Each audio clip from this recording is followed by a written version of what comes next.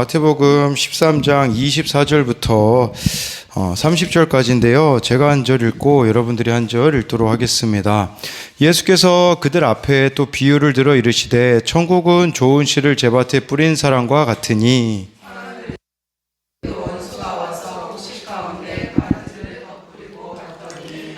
싹이 나고 결실할 때에 가라지도 보이거늘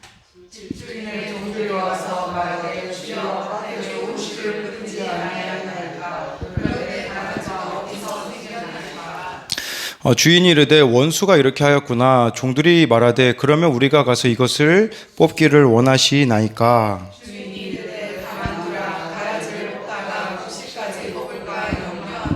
네, 다 같이 읽겠습니다. 둘 다 추수 때까지 함께 자라게 두라. 추수 때에 내가 추수꾼들에게 말하기를 가라지는 먼저 거두어 불사르게 단으로 묶고 곡식은 모아 내 곡간에 넣으라 하리라. 아멘. 네, 우리 옆 사람과 인사하겠습니다. 주님의 이름으로 사랑합니다. 네, 주님의 이름으로 사랑합니다.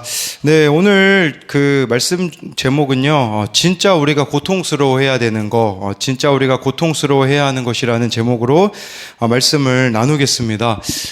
어제 제가 그 한결이를 이제 어린이집에 데리러 갔는데, 근데 선생님이 그런 이야기를 하시더라고요. 어제가 아니라 엊그제네요. 한결이가 자꾸 그 친구 볼을 이렇게 잡는다고 하더라고요. 그래서 선생님이 못 잡게 하니 자기 볼을 그렇게 이렇게 한결이가 잡았다고 선생님이 이야기를 해주시더라고요. 제가 한결이가 왜 이렇게 남의 볼을 잡을까? 근데 보니까요, 누가 그렇게 한결이 볼을 잡냐? 제가 잡고 있었던 거예요. 그냥 볼 때마다 귀여우니까 그냥 막 볼을 계속 잡다 보니까, 그래서 너 그 친구 볼을 왜 잡았냐? 그랬더니 귀여워서 이제 이렇게 자기랑 똑같은 나이인데 귀엽다고 그렇게 얘기를 하더라고요. 한결이 정도만 돼도 그냥 보기만 해도 참 귀여운데, 예찬이 정도가 되면 이제 귀엽지가 점점 않아집니다. 말을 얼마나 안 듣는지. 그리고 저보다 글씨를 더 못 쓰거든요. 자꾸 저보고 글씨를 못 쓴다고 이렇게 얘기할 때마다 참 이렇게 분노가 일어나는데, 어제 또 예찬이가 그 받아쓰기 시험을 봤다고 하더라고요. 그래서 받아쓰기 시험 다 맞으면 이제 포켓몬스터 빵을 사주겠다 그랬더니, 내리자마자 자기가 2개 틀렸는데 90점이래요. 그거 아닌데, 이거 제가 봐도 이거 2개 틀리면 80점인데. 그래도 얘가 아빠가 뭔가 조건적으로 꼭 100점 맞아야지만 사주는 사람이다 라는 생각이 안 들게 하기 위해서 어제 사줬거든요.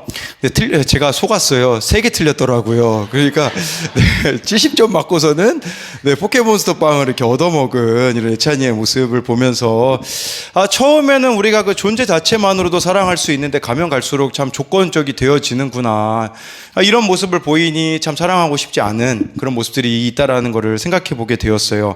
한 부부의 간증을 들었는데요, 그 진태현 박시은이라는 이 부부가요, 어느 기독교 프로그램에 나와서 자신의 그런 간증을 하는데요, 안타깝게도요, 이제 출산을 20일 남겨두고 유산이 된 거예요, 아이가. 그러니까 그 20일이면 뭐 3주만 더 견뎠다면 이 아이가 태어날 수 있었던 건데, 그렇게 죽었으니 얼마나 마음이 이 부부에게는 아프겠어요. 지금까지 많은 시도들을 그렇게 해오고 20살이 넘는 그 아이를 또 입양하기도 해서 키우고 있는 부부거든요.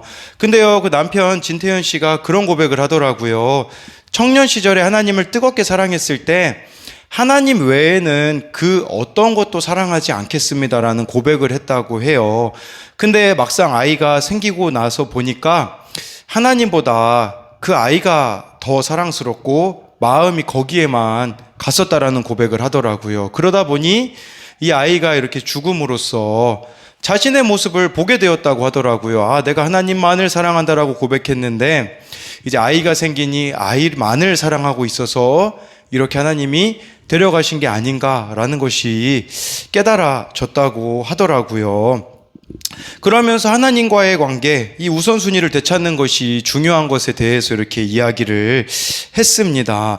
솔직히 사건, 문제가 없는 인생이 어디에 있겠습니까? 그러나 진짜 우리가 고통스러워해야 하는 것은요, 하나님은 도대체 내 인생 가운데 어디에 계시느냐에 대한 부분이라는 것이에요.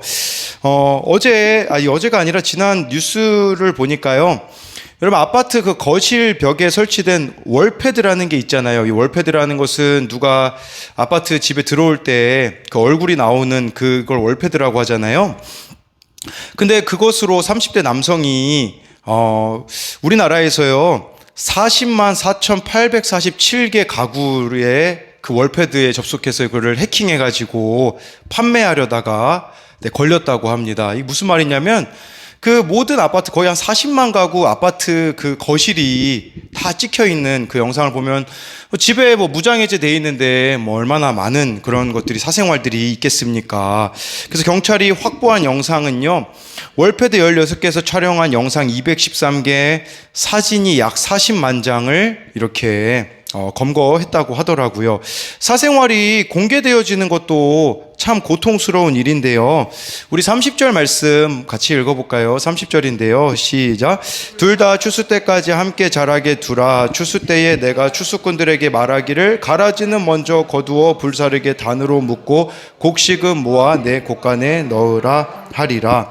네, 근데요, 여기서 또 우리가 생각해 봐야 되는 게 있는데요. 한 말씀만 좀 더 읽었으면 좋겠어요. 우리 49절, 50절입니다. 49절, 50절입니다. 시작. 세상 끝에도 이러하리라. 전사들이 와서 의인 중에서 악인을 갈라내어 풀무불에 던져 넣으리니 거기서 울며 이를 갈리라.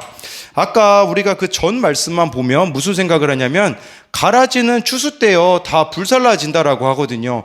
그러면 기본적으로 예수님을 믿는 우리들의 생각은 뭐냐면요, 나는 가라지가 아니라는 거죠. 근데 제가 49절을 왜 읽으라고 했냐면요, 가라지는 놀랍게도 우리들 안에 있다라는 거예요. 여기 나와 있잖아요. 의인 중에서 악인을 갈라낸다. 우리로 말하면요, 이 가라지는요 아예 예수님 안 믿는 사람을 말하는 게 아니에요. 여기에 있는데 누군가는 가라지가 되어서 나중에 우리가 죽고 나서 또는 예수님이 재림하셨을 때 주님 앞에 섰는데 나는 주님을 믿는 것 같은데 주님은 나는 너를 모른다라고 할 수가 있다라는 것이에요. 그러니까 이것은 지금 예수님이 제자들에게만 하시는 말씀이거든요. 이 천국 비유는요. 제자들이라는 것은 예수님 믿는 사람에게 지금 말하고 있는 거잖아요. 그러니까 우리도 믿는데 진짜 내가 믿는 건지 믿지 않는 건지 점검이 필요하다라는 것이에요. 그래서 창세기 1장 27절에는요, 하나님이요 사람을 자기 형상대로 창조하셨대요. 형상이라는 말 자체가 무슨 말이에요? 하나님과 교제하는 존재로 지어졌다라는 말인데, 중요한 거는 이 교제가 지속적으로 우리들 가운데 이루어지고 있느냐라는 거예요. 제가 진짜 여러분들이 하나님을 아느냐 모르느냐라고 묻는 이유는 무엇이냐면요, 이 예배 자리에 와 있으면 내가 주님을 아는 것 같아요. 근데 실제 내 삶으로 돌아가면 주님을 모르는 것 같을 수 있다라는 것이죠. 제가요 한 번은요 그 훈련소 때가 기억이 나더라고요. 이걸 생각해 보니까 훈련소 때요 그 한 5주 동안 함께 있어요. 막 훈련병들이. 네, 제가 그 122번 훈련병이었거든요. 그러면 거기 훈련병들 얼굴 막 보면서 정말 막 이렇게 전우애가 넘치고, 야, 우리 나중에 사회에 나가서도 꼭 연락하자. 그렇게 막 하고서는 제가 그 이름들을 다 기억을 했었단 말이에요. 근데 자대를 배치받고 나서는 새까맣게 다 까먹어버리게 되어지더라고요. 지난 그 명절에 사촌들하고 시간을 보냈는데, 저희 사촌들은요, 어렸을 때부터 이게 어른들만 이야기하시고, 사촌들은 꿀먹은 벙어리가 항상 돼 있어가지고, 지금도 그래요. 만나면 얘기를 안 해요. 저희들끼리도. 그러니까, 사촌 관계라면 솔직히 얼마나 이렇게 친밀합니까? 근데 제가 좀 사촌들하고 이제 친하게 지내고자, 남자들은 또 게임하면 친해지거든요. 그래서 명절에 그 게임기를 가져갔거든요. 문제는 CD를 안 챙겨간 거예요. 그러니까 게임기가 있어봤자 소용이 없는 거죠.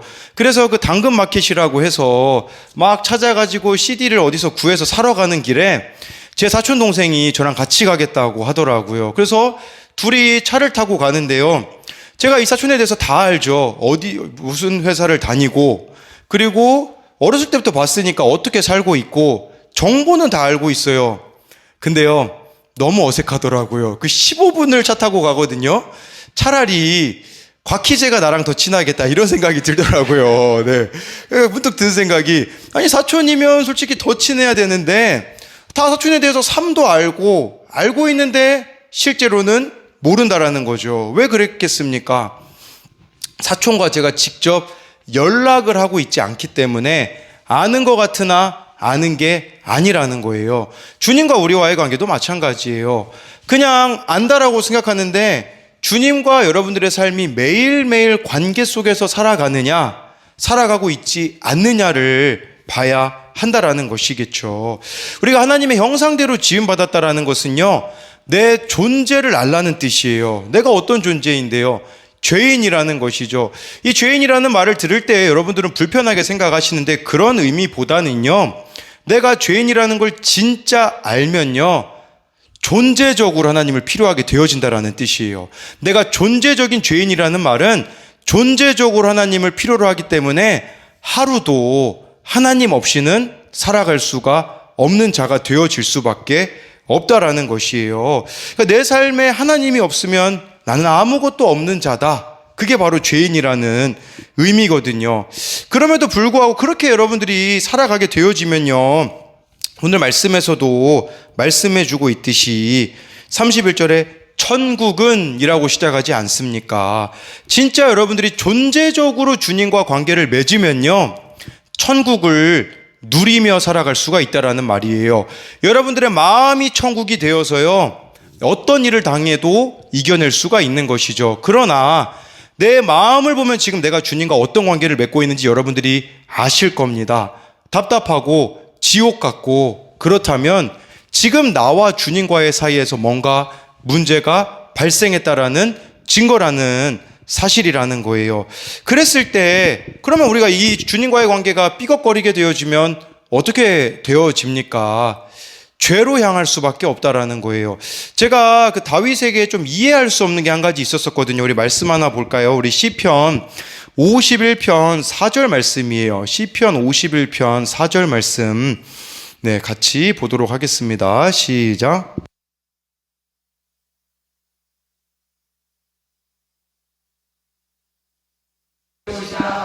주께서 심판하실 때에 순전하시다 하리이다. 이게 참 다윗이 뻔뻔하다고 생각을 했거든요. 왜냐하면 밧세바를 범하고 한 거의 1년쯤 되었을 때 나단이라는 선지자가 찾아와서 죄에 대해서 지적해줬을 때 회개하며 쓴 시예요. 아니 근데 회개를 하는데 어떻게 주께만 범죄했다 이런 말을 할 수 있을까? 이거 우리아한테도 범죄했고 밧세바에게도 범죄를 했고, 그리고 요압 장군 보고 죽여달라고 했잖아요, 우리아를요. 그러면 요압에게도 범죄했는데 어떻게 주께만 범죄했다, 이렇게 다윗이 뻔뻔한가, 괘씸하다라고 생각을 했었거든요. 근데요, 깨닫게 되어진 것은 뭐냐면, 근데 이 말씀의 의미는요, 다윗이 밧세바를 범한 것에 대한 시작이 하나님과의 관계에 있었다라는 뜻이에요. 주께만 범죄하였다라는 말은 주님과의 관계가 삐걱되었기 때문에 이런 범죄를 저질렀다라는 고백이라고 볼 수가 있고요.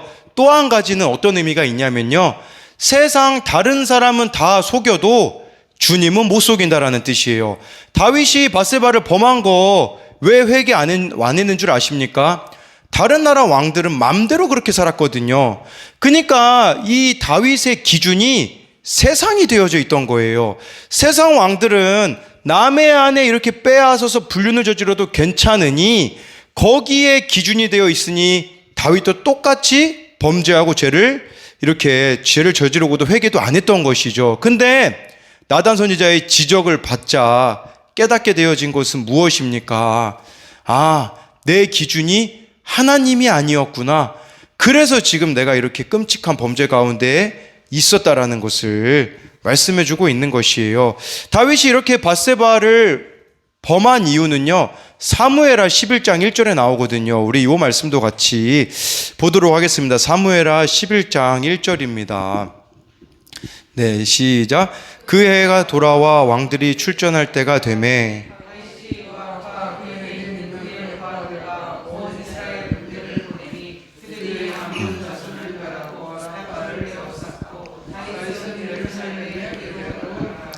네, 여기 분명히 말씀해주고 있잖아요. 왕이라면 출전해야 된다라고 나와 있잖아요. 왕들이 출전한 때가 이름에 왕이면 나가서 전쟁 치러야 됩니다. 그러나 다윗이 군대 부하들 다 보내지만 예루살렘에 그대로 있더라. 근데 이거예요. 그러니까 여러분, 영적 싸움을 싸우지 않았기 때문에 결국은 죄에 넘어졌다라는 거죠. 그러면 내 생각에 나는 영적 싸움을 싸우고 있는가에 대한 점검은요, 어떻게 할 수가 있냐면요, 간단합니다. 그것은요, 내가 오늘 이 말씀에 나와 있는 것처럼 그냥 여러분들이 가만히 살잖아요. 그러면 영적 싸움을 안 싸우는 거예요. 오늘 하루의 삶에 하나님이 없잖아요. 그러면 영적 싸움을 안 싸운다라는 뜻이에요. 그렇기 때문에 예루살렘의 다윗이 그대로 있더라. 그대로 있더라는 게 무슨 말이겠어요? 그냥 하루 그대로 살아가면 돼요. 그냥 내가 생각되어지는 대로 생각하고 감정 느껴지는 대로 이렇게 감정대로 살고 TV도 그냥 보던 대로 보면요, 그게 바로 영적 싸움을 싸우지 않는 거라는 것이에요. 오늘 주님과의 그 교제가 없는 것 자체가 영적 싸움을 싸우고 있지 않다라는 증거라는 것이에요. 제가 이것을 왜 말씀드리냐면 오늘 말씀이 딱 그 내용이기 때문이에요. 마태복음 13장 24절 25절 이걸 같이 보도록 할게요. 이게 바로 영적 싸움을 안 싸우는 거와 연결이 되어져 있는데 마태복음 13장 24, 25절 말씀입니다. 시작. 예수께서 그들 앞에 또 비유를 들어 이르시되 천국은 좋은 씨를 제밭에 뿌린 사람과 같으니 사람들이 잘 때에 그 원수가 와서 곡식 가운데 가라지를 덧뿌리고 갔더니, 네, 왜 가라지가 뿌려지는 줄 아십니까? 그것은 25절에 나와 있듯이 사람들이 자고 있기 때문입니다. 지금 여러분들이 영적 싸움을 안 싸우고 영적으로 잠들어 있기 때문에 원수 사탄이 와서 여러분들의 삶에 가라지를 뿌려 놓았다라는 것이에요. 그렇게 되어지면 어떻게 될까요? 여러분들의 눈과 마음이 바뀌게 될 거예요. 이 가라지 때문에요. 그러니까 한번 여러분들이 생각을 해보셔야 되죠. 그래서 우리가 정말 눈에 예를 들어서 뭐가 끼어 있다라고 생각해 보세요. 그러면 예를 들어 우리가 선글라스를 낀다고 하면 그 선글라스 색깔대로 세상을 보듯이 우리가 영적 싸움을 안 싸우면요, 이 진짜 봐야 될 모습이 아니라 색안경을 끼고 다른 사람을 보게 될 겁니다. 오늘 아침에 예찬이 한결이를 이제 소리사모가 저보고 깨우라고 하더라고요. 근데 마침 한결이가 먼저 일어나 있어가지고 한결이에게 가서 이제 옆에서 제가 책을 읽고 있었거든요. 근데 얘가 저한테 이렇게 말을 하더라고요. 근데 입냄새가 너무 나더라고요. 이제 자다 일어나가지고. 근데 한결이가 입냄새가 엄청 나는데 이제 예찬이가 또 일어나가지고 저희 둘한테 왔는데 말을 하는데 한결이가 막 거의 울먹이면서 형아 입냄새 너무나 그러더라고요. 아니 제가 봤을 때는 지 입냄새나 예찬이 입냄새나 그래서 별반 다를 바가 없어서 그렇게 얘기해 줬어요. 한결아 너도 입냄새나 이제 이렇게 이야기를 해줬거든요. 제가 이 이야기를 드리는 것은요, 사탄이 가라지를 뿌리면요, 한결이가 예찬이 바라보듯이 우리는 다른 사람을 바라볼 수밖에 없다라는 거예요. 그래서 예수님도 마태복음 7장 3절에 이런 말씀을 하시잖아요. 우리 마태복음 7장 3절 네, 같이 보도록 하겠습니다. 마태복음 7장 3절 말씀입니다. 시작. 어찌하여 형제의 눈 속에 있는 티는 보고 내 눈 속에 있는 들보는 깨닫지 못하느냐. 이걸 봐야 돼요. 다른 사람에게 있는 건 티래잖아요. 근데 중요한 것은 내 안에 있는 것은요, 들보라는 것을 말씀해주고 있는 거죠. 그러니까 이 가라지 비유의 핵심은 뭐냐면 여러분들에게 가라지와 같은 사람들이 있을 거예요. 이 가라지라는 단어를 헬라어로 찾아보니까요, 골칫거리라는 뜻이더라고요. 골칫거리. 여러분 주변에 골칫거리들이 다 있지 않습니까? 근데요, 그 골칫거리들은요, 이 마태복음 7장 3절에 의하면 티래요, 티. 그러면 그 골칫거리들을 통해서 뭘 봐야 되냐? 내 안에 골칫거리, 내 안에 가라지, 내 안에 들보를 봐야 되는데 그것을 보지 못하기 때문에 가라지와 같은 사람들이 그렇게 우리 눈에는 미워 보일 수밖에 없다라는 것이에요. 그러면 이 가라지를 우리가 어떻게 해야겠습니까? 그럴 때요, 우리 27절부터 29절까지를 같이 보도록 하겠습니다. 예, 마태복음 13장 27절부터 29절에 보면요, 이 가라지를 해결하는 방법이 나옵니다. 같이 읽어볼게요. 집 주인의 종들이 와서 말하되 주여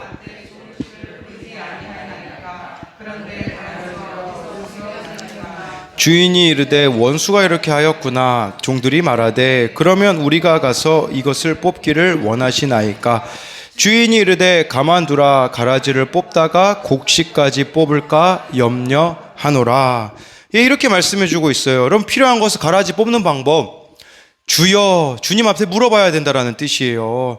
예, 근데 우리는 이걸 물어보지 않고 그냥 생각대로 살아가니, 그러니까 그냥 해결이 되어지지가 않는 거겠죠. 주님한테, 예수님께 물어봐야 되는 거예요. 주님, 이 가라지가 왜 생겼습니까? 왜 나는 저 사람이 미워 보이는 겁니까? 이렇게 여러분들이 물어보잖아요. 그러면 주님이 가르쳐 주실 거예요. 근데 우리가 그런 생각이 들 수 있어요. 아, 내 안에 가라지가 있나 없나 모르겠다. 뭐 그런 생각이 들 수 있잖아요. 근데 이렇게 내 안에 가라지가 있는지 없는지에 대한 점검을 할 때에 필요한 게 있어요. 그건 뭐냐면, 이것도 아주 간단해요. 아까 이미 다 얘기 드렸어요. 여러분들이 주님과 지금 관계가 어떤지를 돌아보면 알 수 있어요. 뭔가 주님과 나 사이에 막혀 있는 것 같잖아요. 그 안에 가라지가 뿌려져 있다라는 뜻이에요. 그러면 이거 주님 앞에 물어봐야 돼요. 저에게 가장 힘든 게 뭔지 아세요? 그거는요, 여러분 앞에 설교하는 것은, 설교하는 것도 힘들죠. 근데 그거보다 더 힘든 거는 설교가 안 써질 때가 진짜 힘들더라고요. 왜 그러냐면요, 저와 하나님 사이에 막힘이 있기 때문에 설교가요, 그때는요, 한 글자도 안 써집니다. 오늘이 딱 그랬거든요. 그러니까 이게 아침에 하나님하고 시간을 보냈는데도 왜 내 안에 이렇게 설교문이 안 써지고, 그러다 보면 답답함이 제 안에 있거든요. 무엇이 문제인가? 그러면요, 주님 앞에 물어보면 주님께서 정말 가르쳐 주시더라고요. 그 유기성 목사님이 쓰신 1시간 기도라는 책에 보니까요, 그런 내용이 나오더라고요. 어느 목사님이 학위 문제로 잠시 미국에 가야 하는 딸 대신에 9개월 된 손자를 돌보아야 할 형편이 되었다고 해요. 어느 날 낮에 잠깐 쉬기 위해 누웠는데 잠이 쏟아졌어요. 그런데 잠결에 얼굴에 뭔가 자꾸 닿는 느낌이 들어서 눈을 떠보니 손자가 자기 얼굴을 할아버지 목사님 얼굴에 비비고 있었다고 해요. 자는 척하고 가만히 있었더니 얼굴을 비비던 이 아이가 다른 곳으로 엉금엉금 기어가 혼자서 잘 놀았다고 해요. 근데요, 2분 3분 후에 또다시 할아버지에게 와서 얼굴을 비비더랍니다. 그러기를 한 7번 이렇게 계속 반복했는데, 혼자 놀다가도 할아버지가 있으니 안심하는, 그게 얼굴 비비고 온 게 할아버지가 있는 걸 확인하는 거죠. 이 목사님이 그만 그 손주에게 홀딱 반하고 말았다고 해요. 그러면서 이런 마음이 들었다고 하더라고요. 저 아이를 위해서라면 내가 못할 일이 없고 아낄 것도 없겠다 싶은 마음이 들었다고 해요. 그렇지만 9개월 된 아이에게 목사님이 아낌없이 모든 것을 준들 아이는 감당할 수가 없잖아요. 큰 돈을 줘도 쓸 수 없고 자동차를 사줘도 소용이 없으나 아이가 장성하면 감당할 수 있는 상황이 되면 무엇이든지 다 해줄 거라는 거죠. 그때 목사님은 바로 이거다라는 깨달음이 왔대요. 그건 뭐냐면, 우리가 하나님 앞에 꼭 이렇게 하면 되겠구나. 손자가 할아버지인 내게 와서 얼굴을 비비듯이 우리가 하나님께 꼭 그렇게 한다면 하나님이 얼마나 기쁘실까라는 생각이 들었다고 하더라고요. 근데 우리들의 문제는 뭔지 아세요? 하나님을 너무 조건적으로 대해요. 문제가 있을 때만 찾는 척 할 때가 얼마나 많이 있어요. 근데 이 아이처럼 그냥 할아버지 있나 가서 얼굴 비비고, 그냥 주님과 교제도 우리가 이렇게 되면요, 얼마나 좋겠어요. 하나님, 지금 어디 가든지 여러분들이 저 오늘도 이렇게 주님께서 함께 해주세요 라고 그렇게 고백을 한다면 얼마나 좋겠습니까? 네, 근데 문제는 이게 안 되어지기 때문에 우리 안에 가라지가 낄 수밖에 없다라는 사실이죠. 보니까요, 하나님이 이 성경의 인물들을 다루실 때요, 가라지 빼는 훈련을 시키시더라고요. 예, 그 중에 딱 2사람만 이야기 드리고 제 이야기만 드리고 마치려고 하는데요. 첫째는요, 욥입니다. 우리 욥기 1장을 같이 봤으면 좋겠습니다. 예, 우리 욥기 네, 욥기 1장 1절 2절 말씀 같이 보도록 하겠습니다. 시작. 우스 땅에 욥이라 불리는 사람이 있었는데 정직하여 하나님을 경외하며 악에서 떠난 자더라. 네, 우리 3절도 읽어볼까요?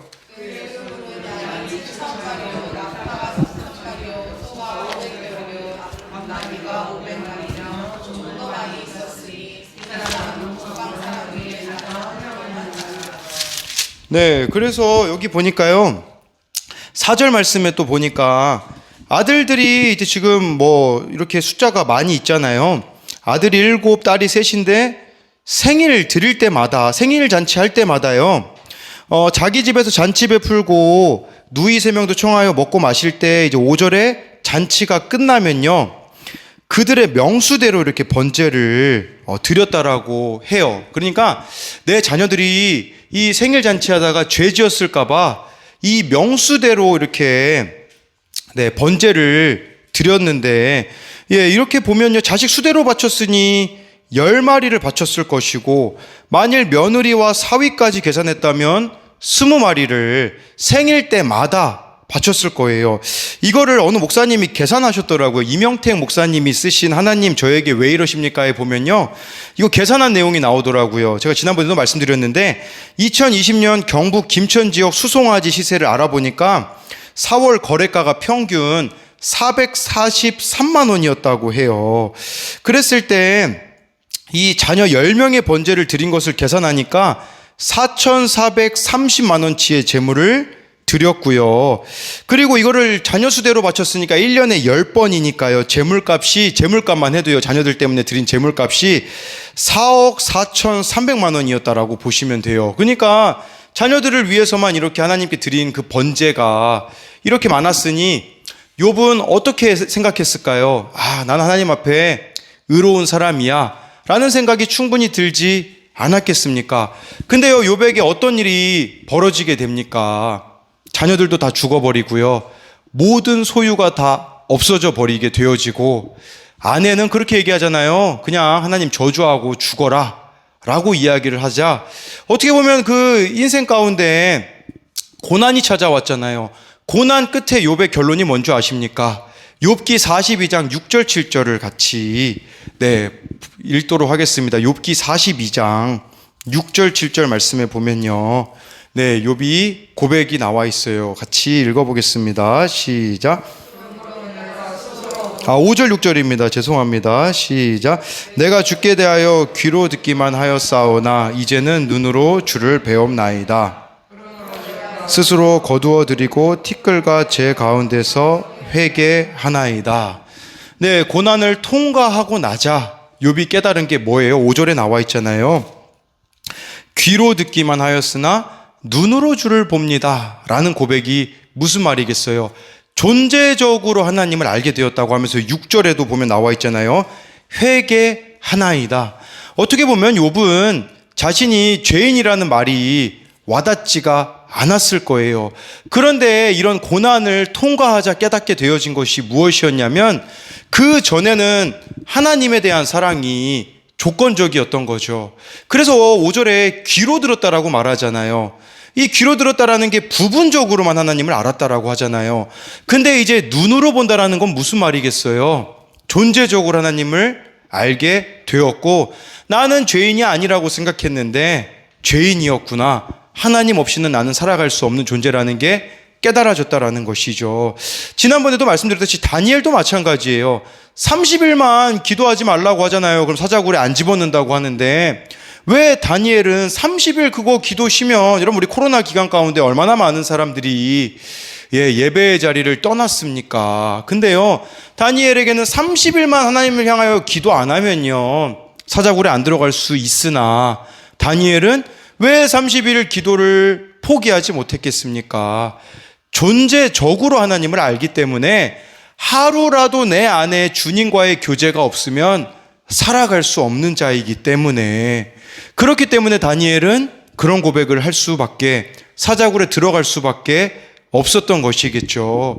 그러니 오늘 주님과의 관계를 여러분들이 점검하셔야 돼요. 지금 내 마음에 미움, 원망, 분노, 답답함, 우울함이 있다면 주님과의 관계가 잘못되어 있다라는 사실이에요. 그러면요, 물으셔야 돼요. 아까 그 종들이 물어본 것처럼 주님, 무엇이 문제입니까? 그러면 주님이요, 가르쳐 주세요. 제가 지난 토요일에 그랬거든요. 토요일 밤부터 갑자기 주님과의 그 관계가 답답해지더라고요. 아침에 새벽 기도도 하고 하는데 또 안 되겠다 싶어가지고 한 8시쯤 되자 하나님, 제 마음이 너무 답답한데 가르쳐 주세요. 회개합니다. 무엇이 문제입니까? 근데 11시 예배 드릴 때 그때 깨닫게 해주시더라고요. 뭐였었냐면요, 전날 밤에 청년들 차운행 하는데 우리 그 켈라 워십이라는 우리 백성호 청년하고 이제 제가 거기 담당 목사로 있는데, 지난 금요일에 어느 교회 가서 집회를 했어요. 근데 사례비가 제가 생각하기에는 너무 적은 거예요. 이렇게 적게 받았더라고요. 그래서 아니 어떻게 8명이 갔는데 사례비를 그거밖에 이제 못 주냐라는 제가 이런 말을 했거든요. 근데 제가 주일날 그 11시 예배 때 하나님이요, 그 장면을 보여주시더라고요. 백성호 청년에게 그렇게 말하고 있는 모습을 보여주시더라고요. 그게 문제라고 제 가라지를 보여주시면서 이렇게 제 마음에 물으시더라고요. 너 나 못 믿니? 라고 하시더라고요. 무슨 말이냐면, 이 집회 가가지고 사례비를 조금 받았으면 하나님이 채워주실 게 얼마나 많아요. 근데 그걸 저는 깨닫지 못하고 눈에 보이는 것만 보는 것이, 믿는 것이 하나님을 믿지 못하는 거더라고요. 또 한 가지는, 오늘 제가 이 아침에 설교 준비가 안 됐다고 하잖아요. 또 하나님 앞에 물었어요. 하나님, 무엇이 문제입니까? 라고 물었을 때에 하나님이 또 보여주세요. 여러분, 이 보여주신다는 게 막 환상 보는 게 아니라 제가 말하고 그 장면을 보여주세요. 그러니까 큐티만 하시면 안 돼요. 뭐 말씀 깨달았다고 기도하셔야 돼요. 기도하면요, 하나님이 진짜 그 깊은 임재 가운데 무엇이 잘못되었는지까지 보여주시기 때문에 기도까지 나아가셔야 되거든요. 뭐 때문에 제가 이렇게 또 주님과의 관계가 막혔나 보니까, 저를 힘들게 하는 청년이 있어요. 근데 그 청년이 그 장면 보여주시더라고요. 그 장면이 어느 장면이었냐면, 제가 저기 조경미 권사님 앉아있는 자리에 앉아있었고, 우리 곽하나 권사님 그 바로 앞자리에 그 청년이 앉아서 저한테 그렇게 마음껏 죄 짓고 와가지고는 저에게 이런 질문을 했거든요. 목사님, 저 사랑하세요? 이렇게 묻더라고요. 근데 제가 뭐라고 생각했을까요? 사랑 안 했거든요. 그렇게 네가 죄 짓고 오는데 내가 너를 어떻게 사랑하니? 라는 마음이 솔직히 제 마음에 있었었거든요. 주님이 그걸 보여주시더라고요. 너 지금 존재적으로 저 아이 못 사랑하고 있잖아. 그 말이 무슨 말인 줄 아니? 너는 나를 존재적으로 사랑하고 있지 않은 거란다. 이걸 깨닫게 해주시더라고요. 제가 그러니까 겉으로 봤을 때는 사람의 문제인 것 같잖아요. 아니에요. 하나님과 관계의 문제더라고요. 제가 하나님을 조건적으로만 보고 있기 때문에 조건적으로 다른 사람을 보고 있는 거예요. 그러다 보니 저 청년은 저렇게 방황을 하고 있기 때문에 나는 사랑할 수가 없어라고 단정 짓고 있으니, 그게 문제가 되어서 지금 제 마음이 지옥을 경험한 것이 아니겠습니까? 마찬가지로요, 하나님과의 관계에서 해결하셔야 돼요. 여러분들 보고 지금 뭐 누구를 용서하라는 말이 아니에요. 하나님 앞에서 내 모습을 보면 그제서야 하나님께서는 뭘 해야 될지 가르쳐 주시는 분이지, 강제로 여러분들 보고 사과하라는 거 아니에요. 강제로 죄 고백하라는 말이 아니에요. 하나님과 나 사이에 뭐가 막혀 있는지 물으셔야 돼요. 하나님, 지금 저에게는 무엇이 문제입니까? 라고 물을 때에 하나님께서는 가르쳐 주시고, 먼저 내 마음 가운데 천국이 임하게 하심으로써 다른 사람을 용서할 수 있는 넉넉한 마음을 주시는 분이지, 억지로 여러분들에게 용서하라고 하시는 분이 아니라, 하나님 앞에서 존재적인 죄인이라는 내 모습을 발견할 때에 우리는 못할 일이 없다라는 것이에요. 그러나 자꾸 원인을 다른 데서 찾고 있기 때문에 우리 눈에 솔직히 보이는 사람들이 다 가라지가 아닙니까? 근데요, 가장 큰 가라지는 내 안에 있다라는 사실이에요. 이 가라지 때문에 내가 색안경을 끼고 다른 사람을 안 좋게 보고 있는 것일 뿐이라는 것을 기억하심으로써 이 가라지가 제거된 자만이 천국에 들어갈 수 있는 자라는 사실이에요. 그렇다면 저는 뭘 해야겠습니까? 저는요, 다시 주님 앞에 엎드려야 돼요. 엎드려서 지금 방황하고 있는, 사랑하고 싶지 않은 그 아이들을 향한 저의 모습이 존재적으로 그 아이들을 사랑할 때까지 주님 앞에 엎드려야 한다라는 것이겠죠. 마찬가지로 여러분들에게 오늘 말씀 제목이 그거예요. 진짜 내가 고통스러워해야 되는 것은 뭐냐면, 방황하고 있는 그 누구가 존재한다라는 게 아니라 어떤 문제나 상황이나 환경이 어려워서 고통스러워할 수 있죠. 그것보다 더 크게 고통스러워해야 되는 것은 내 안에 주님이 없다는 사실, 주님과의 관계가 끊어진 채로 내가 살아가고 있다는 그 사실에 고통스러워할 때에 하나님이 하나하나 여러분들을 회복해 가실 거라는 사실이에요. 그렇기에 이 관계 점검이 여러분들 가운데 늘 이루어짐으로써, 여러분, 전 제가 봤을 때 제일 불쌍한 사람은요, 평생 예수님 믿는 척 하다가 지옥 가는 사람이에요. 아까 말씀에서 말씀해주고 있잖아요. 나중에 내가 진짜인 줄 알았더니 알고 보니 주님이 가짜라고 하시면, 나는 도무지 너를 알지 못한다, 불법을 행하는 자야, 나에서 떠나가라라고 하신다면 여러분, 그때는요 돌이킬 수가 없거든요. 그렇기에 오늘이라는 이 시간 속에서 하나님과의 관계 점검하시는 것은요, 다른 게 없어요. 말씀과 기도밖에 없어요. 제가 항상 큐티하라고 외쳐대는데 제가 속한 단체에 있는 사람들이 하지 않아요. 너무 저는 이게 답답해요. 근데요, 바빠요. 하나님의 일을 한다고 이것도 바쁘고 저것도 바쁜데 사실 그게 하나님의 일이 아닐 수 있거든요. 왜냐하면 하나님과 나와 관계가 없는데 그게 어떻게 하나님의 일이 되어질 수가 있겠느냐라는 것이죠. 너무 분주해버린 우리들의 삶 정리하시고, 오늘도 여러분들이 주님을 필요로 하셔야 돼요. 주님, 오늘도 나는 천국 진짜 확실히 가는 사람은 이런 사람이거든요. 오늘 난 단 하루도 주님 없이는 살아갈 수 없습니다라는 고백대로 살아가는 사람은요, 반드시 천국에 들어갈 것입니다.